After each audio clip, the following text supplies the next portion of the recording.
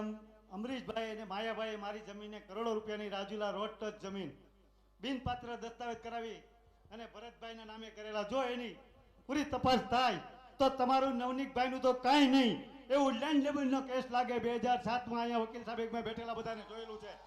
પૂરી તપાસ કરાવો એવી હું તમારી પાસે આજે ઓલું કરું છું. તો કે પોલીસ જમીન અમારા આધાર પુરાવા નાશ કર્યા છે. આજે 2007થી જમીનનો કબજો મારી પાસે છે. આ ત્રીજો દસ્તાવેજ, કોઈ ખાતેદાર નથી. આ જમીન પડાવી લેવા માટે અમરીશભાઈ 2017માં ધારાસભ્ય બન્યા અને 2019માં માયાભાઈ ભરતભાઈ માયાભાઈના છોકરાના નામે દસ્તાવેજ કરેલો છે.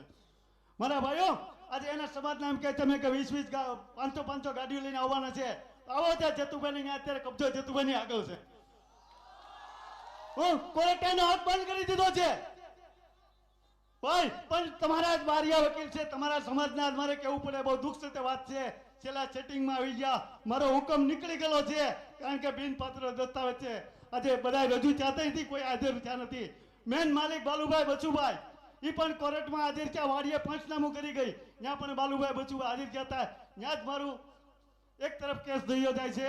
પણ છતાં આજે આ લોકોની એટલું નેટવર્ક ઊંચું છે કે આજે તમને કહું કે આજે કોઈને આમાં ખબર નથી પડવા દેતા. આજે પોલીસ ખાતું એનું, આજે હું તમને કહું છું કે નવનીતભાઈનું તેને ખાલી એટલું જ દુઃખ લાગ્યું હતું કે બરાબર કે એના બાપા પાસે માફી માંગી દે. હું એમ કહું છું કે માયાભાઈ ચોર છે, ચોર છે, ચોર છે.